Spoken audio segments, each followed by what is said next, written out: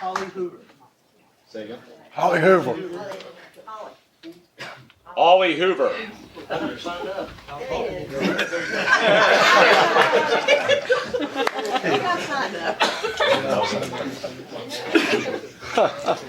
I am Pastor Holly Hoover, pastor of Good Hope Tabernacle Church on Route 20. I didn't know I was going to speak, so I don't have a script. Personally, I am against the ordinance because I feel like that I would be discriminated against in my business, which is pastoring a church. And if something would come up that someone would want to be married that are they're gay, I refuse, then I'm going to have lawsuit on my hands. So I'm against the ordinance.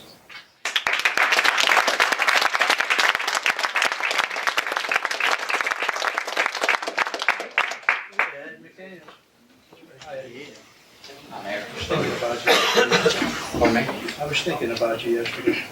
Appreciate that very 13 much. years ago, I remember. We were at Sago Mine together. Yes, you are. This is a tough issue. There's just no doubt about it. And the whole issue to me is just because we disagree, we don't have to be disagreeable.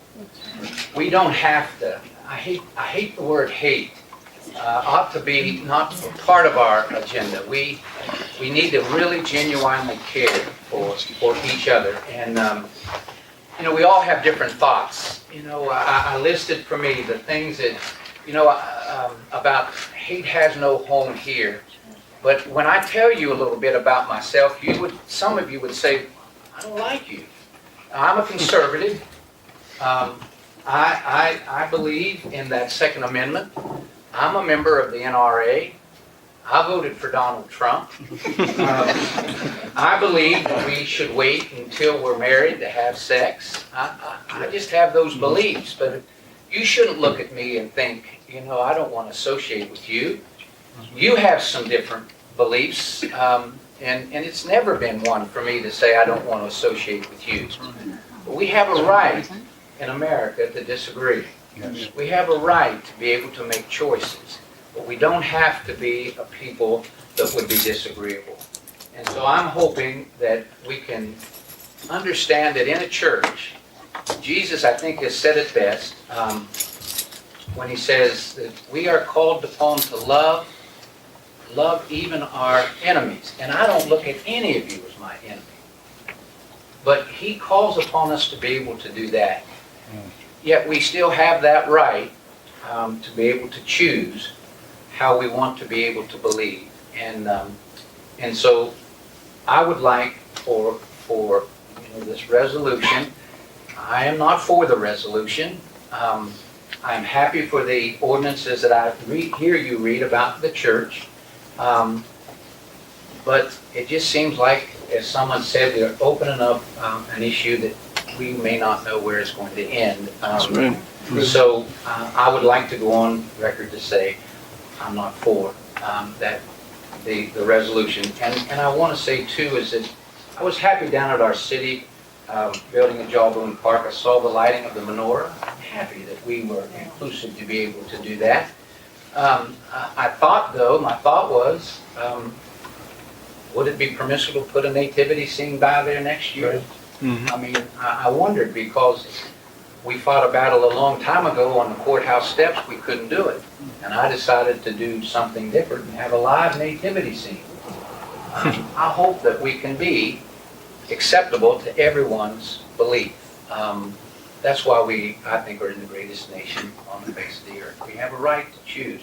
And I would want to say to any of you, you're welcome, and I think I could say for Holly, for Ed, for any other minister, you're welcome to Christian Fellowship Church. We would not keep anybody from coming through the door.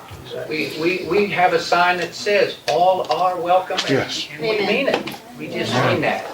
And I would like to be able to say in our community, hate has no home here, so don't hate me just because I'm a right-wing, narrow-minded conservative.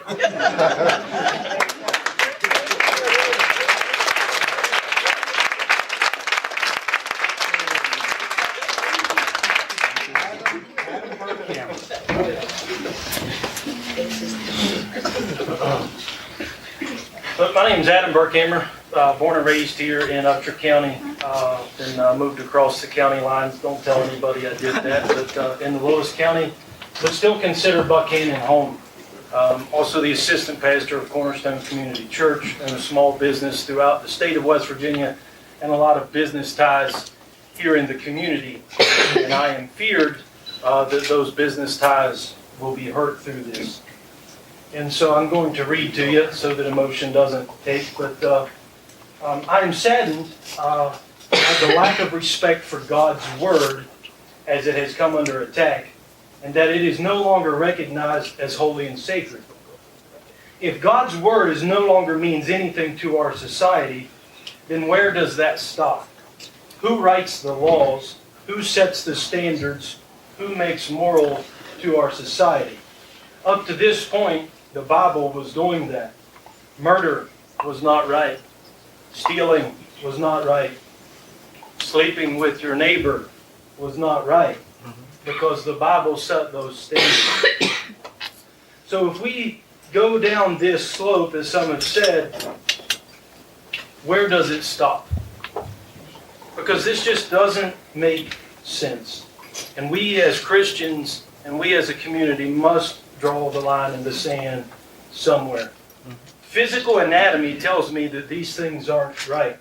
And I'm not a college-educated man, it takes me to figure that out. Our moral compass has begun to decay, and it must stop now, and we must slow the rot. I worry that if we continue down this slope, then what is accepted as wrong today will be accepted as right tomorrow.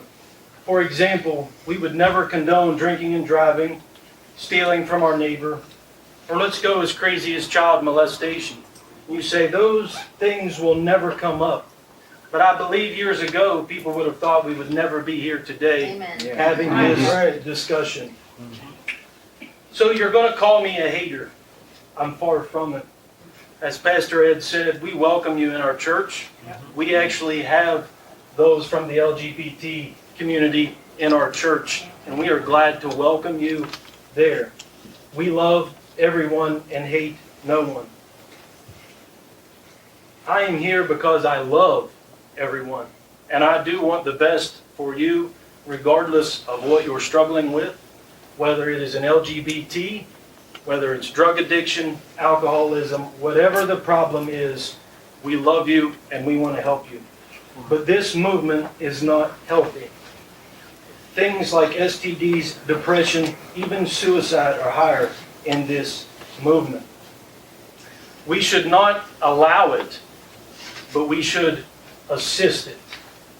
We should counsel. We should move beyond the hate and move to a place where we help people through these things. That's what we do as a community already, through the house that Mr. Kerner runs, through Celebrate Recovery that Pastor Doug runs, and we are helping our community get better. And I believe this is a step in the wrong direction. But I've come to realize that we've got a serious problem in this country. It isn't an LGBT problem, it's not a gun problem, it's not an immigration build the wall problem, it's not an abortion problem, it's not a Republican or Democrat or a right or a left problem. We have a severe spiritual and moral problem. I propose that you guys, standing with a few, are coming against the most. We don't make ordinances or laws forcing what your relationship, what your struggle is, that it is wrong. And we ask that you not force your views, your lifestyles on us. That's right. That is not freedom. That is not the American dream. So I ask that you, and I oppose this strongly. And I would have to say, for those that think the Bible is not what it once was, I saw everybody in here, I believe, stand up and take a pledge to that flag and say this nation was under God. Amen. Amen.